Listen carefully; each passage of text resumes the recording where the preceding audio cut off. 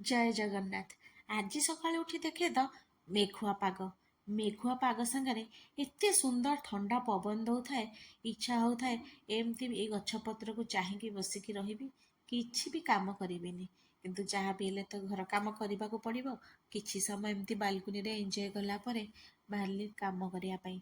सखाळर किछि काम सारी देकी टिके बेसिन सफा कर देइथिली।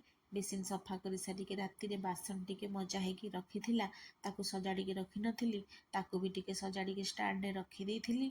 पूर्व दिन रातिरे अल्प किछि ग्रोसरी आसथिला, जेमतिकी चीनी आ बिस्किट मिक्सचर, ताकू भी सब डबारे सजाड़िकी रखी सारा पर टिके इच्छा होला गरमा गरम चा पीवा पाई। चा टिके बनै देइथिली, पुणी जाइथिली से बालकुनी रे बसिकी पीवा पाई। चा पी सारी माँ झील टिके तलू पलैथिलु। मु टिके गछ कटिंग कर देइथिली, भल से टिके पानी भी दे देइथिली। आ झील फूल तोलिकी नहीं आसला ठाकुर पूजा करने।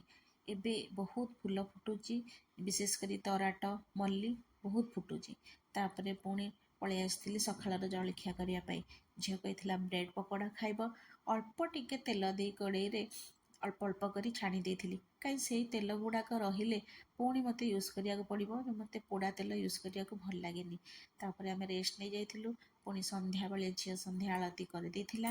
आज आमर बाहर खाइबार थिला, सेथिलागि आज डिनर बनै नथिली।